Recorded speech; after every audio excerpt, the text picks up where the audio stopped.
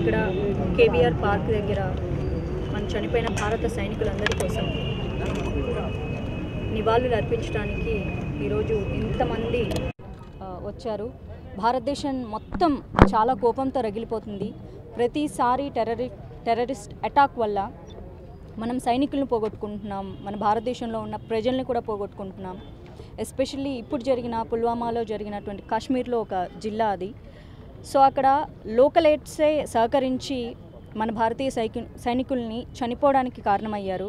And most of the కాశ్మీరియన్స్ వాళ్ళు ఎప్పుడూ మేము ఇండియన్స్ కాదు, కాశ్మీర్ మేము సెపరేట్, మేము పాకిస్తాన్లోనే కలవాలి అని ఎక్కువ మోస్ట్ ఆఫ్ ద పీపుల్ అనుకుంటూ ఉంటారు. సో మన ఇండియన్ గవర్నమెంట్ కూడా 100% కాశ్మీర్ మీద యాక్షన్స్ తీసుకోలేకపోతుంది. బికాజ్ ప్రజలే ఆపోజిట్గా ఉన్నప్పుడు గవర్నమెంట్ కూడా కొంచెం ఆలోచించాల్సి వస్తుంది. సో అక్కడున్న స్థానికంగా ఉన్నటువంటి కాశ్మీర్ వాళ్ళే మన సైనికుల్ని పొట్టన పెట్టుకోవడానికి కారణమయ్యారు. ఈసారి మాత్రం మనందరం మన గొంతు విప్పి సోషల్ మీడియా మొత్తం ఇప్పుడు మారుమోగిపోతుంది. భారతదేశం ప్రజలందరూ సర్జికల్ స్ట్రైక్ కోసం ఎదురు చూస్తున్నారు. కానీ యుద్ధాన్ని ప్రకటించాలంటే కూడా మనం చాలామంది సైనికుల్ని మళ్ళీ కోల్పోవాల్సి వస్తుంది. ఎందుకంటే యుద్ధం చేసినప్పుడు అటు పాకిస్తాన్ వాళ్ళతో పాటు మన ఇండియన్ సోల్జర్స్ని కూడా మనం కోల్పోతాము. ఎక్కడైనా ఆర్మీ వాళ్ళ మీద ఒక చిన్న అటాక్ జరిగిందంటే ఫస్ట్ అందరికీ బాధగా ఉంటుంది. మా ఇంట్లో ఫస్ట్ గుండె జల్లు ఉంటుంది. ఎందుకంటే మా అన్న కూడా ఆర్మీలో ఉన్నారు. మొదటి కాల్ వెళ్తుంది, అన్న ఎలా ఉన్నామని. కాల్ ఒక్కొక్కసారి వాళ్ళు రిసీవ్ చేసుకునే పరిస్థితిలో ఉండదు, సిగ్నల్ నెట్వర్కింగ్ ప్లేసెస్లో కూడా ఉండరు. అండ్ మాకు కాల్ చేయడానికి కూడా అవకాశం ఉండదు. వాళ్ళు కాల్ చేస్తేనే ఆ రిసీవింగ్ ఉంటుంది.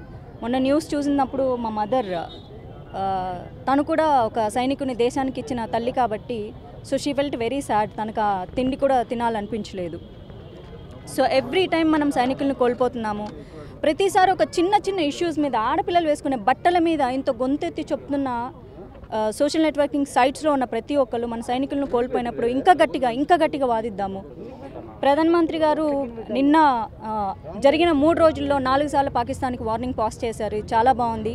అలాగే సర్జికల్ స్ట్రైక్స్ గురించి మన హోంశాఖ, దేశ హోంశాఖ కూడా ఈరోజు మీటింగ్ పెట్టారు. అన్ని పార్టీల వాళ్ళతో కలిసి మీటింగ్ పెట్టారు. ఏదో ఒక యాక్షన్ అయితే ఖచ్చితంగా తీసుకుంటాము అని. ఆల్రెడీ వైమానిక దళాలు మనకు రెడీగా ఉన్నాయి. కానీ యుద్ధం చేస్తే మన సైనికులు మనం కోల్పోతాము. ఇమ్మీడియట్గా స్పాట్ డెసిషన్స్ కింద 200% ట్యాక్సీలు పెంచారు వాళ్ళ దాని మీద. అలాగే రవాణా సంస్థను కూడా తగ్గించారు. మనకు వచ్చే వాళ్ళ దేశానికి వెళ్ళేటటువంటి మన సింధు వాటర్ కూడా ఆపేసేస్తే అక్కడ టెర్రరిస్టులకు ఒకటే వాటర్ ప్రాబ్లం అవ్వదు, అక్కడ ప్రజలు కూడా ఇబ్బంది పడతారన్న కారణంతో ఎన్ని అటాకులు జరిగినా కూడా వాటర్ సప్లై ఆపకుండా మన దేశం విదేశాలతో సన్నిహితంగా ఉంటుంది. కానీ పూర్తిగా ఆపేసేస్తే అక్కడున్న పసిబిడ్డలు కూడా ఇబ్బంది పడతారు కదా నీళ్లు లేకపోతే. బట్ ఈసారి మాత్రం మన దేశం నుంచి అందరి గొంతు మనందరి తరపున వినిపిస్తే ఉన్నాయి కదా వాట్సాప్లు, ఫేస్బుక్లు, ట్విట్టర్లు, ఇన్స్టాగ్రామ్లు, యూట్యూబ్లు వినిపించేలాగా, అంటే దేశంలో ఉన్నటువంటి మన రక్షణ శాఖ ఉలిక్కి పడేలాగా మనం మన గొంతును వినిపిస్తే ఖచ్చితంగా సర్జికల్ స్ట్రైక్ అయితే జరుగుతుంది. పాకిస్తాన్ వాళ్ళు ఇంకొకసారి మన మీద అటాక్ చేయడానికి, అట్లీస్ట్ కాశ్మీరియన్స్ మన దేశంలో ఉండి మన దేశానికి తలలాగా ఉన్న కాశ్మీరియన్స్ కూడా we are not Indians, we hate India అని చెప్తున్నారు. సో అది కూడా మనకు చాలా ప్యాథటిక్. ఇప్పుడు జరిగిన ఇష్యూ కూడా అక్కడ స్థానికంగా ఉన్న వాళ్ళే, మన దేశంలోని ప్రజలే మన దేశంలో ఉన్న సైనికుల్ని పొట్టన పెట్టుకున్నారు. 50 మంది, ఆల్మోస్ట్ 49 మంది ముక్కలైపోయారు. అది తలుచుకుంటేనే చాలా బాధగా ఉంది. మన సెక్యూరిటీ వ్యవస్థ కూడా కొంచెం జాగ్రత్తగా ఉండాలి. ఒక్క నిమిషం ఏమరపాటుగా ఉంటే ఒక వెహికల్ వచ్చేసింది లోపలికి. ప్రతి నిమిషం అంటే మనం అనుకోవచ్చు ఏం చేస్తుంది గవర్నమెంట్ అని. ఎక్కడో షాపింగ్ మాల్స్లో కూడా మనకు సెక్యూరిటీ పెడుతున్నారు. మనం వెళ్తే మన బాడీ మొత్తం చెక్ చేసి పంపిస్తున్నారు. వై అంటే ఎందుకే తెలియదు కదా, ఎవరు ఏం పెట్టుకొని వస్తారో, ఎవరిని ఎక్కడ చంపేస్తారో తెలియదు కాబట్టి. అండ్ ఇంకొకటి, 4 ఏళ్ల క్రితం మోడీ గారు మన ప్రభుత్వంకి ప్రజలకి ఆర్డర్ చేశారు, భారతదేశంలో ఉన్న ముస్లింలందరినీ మనం రక్షించుకుందాం, వాళ్ళందరూ మన భారతీయ ముస్లింలు. బట్ పక్క దేశాల్లో ఉన్న పాకిస్తాన్ వాళ్ళు కానీ బంగ్లాదేశ్ వాళ్ళు కానీ మన దేశంలోకి ఎంటర్ అయితే వాళ్ళకి ఒక కోడ్ ఇవ్వద్దు, వాళ్ళు మన దేశీయులు కాదు అని చెప్పేసి ఎప్పుడో చెప్పారు. కానీ దానికి మన దేశంలో ఉన్న వాళ్ళే చాలామంది ఆపోజిట్ అయ్యారు. అలా ఎలా కుదురుతుంది అని. కాదు, మన దేశంలో ఉన్న ముస్లింలతో మాత్రం వాళ్ళే మన దేశస్తులు, మిగిలిన ఏ దేశం వాళ్ళు మన దేశం వాళ్ళు కాదు.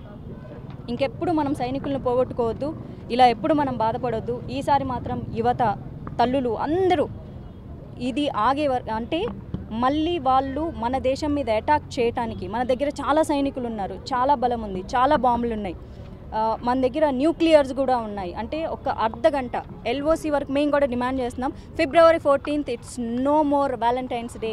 మన మన సైనికుల అమర దినంగా మనం ప్రకటించాలని మనం కోరుకుందాము. ఎందుకంటే అదే రోజు బ్లాస్ట్ జరిగింది కాబట్టి ఇంక నుంచి మనకు February 14th అంటే సైనికులు మరణించిన దినంగా మనం గమనించుకుందాము.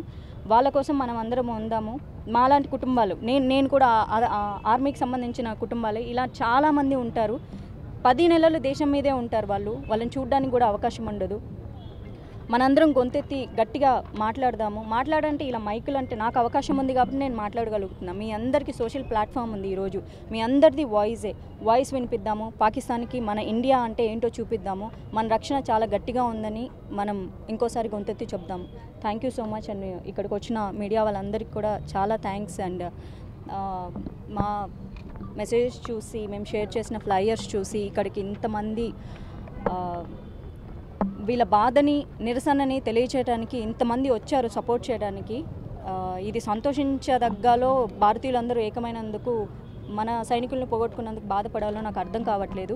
కానీ ఏది ఏమైనా, ఎన్ని కులాలు, ఎన్ని జాతులు, ఎన్ని మతాలు, పార్టీలు ఉన్నా సరే సైనికులకు ఏమన్నా జరిగినప్పుడు మాత్రం భారతీయులందరూ ఒక్కటే అనే భావాన్ని చూపిస్తున్నారు చూడు. Every time that is pride of India and I'm proud to be Indian. Hello, మిమ్మల్నే యోయో టీవీ యాప్ డౌన్లోడ్ చేసుకున్నారా? ఇంకా లేదా? మీ యాప్ స్టోర్కి వెళ్ళి వెంటనే డౌన్లోడ్ చేసుకోండి.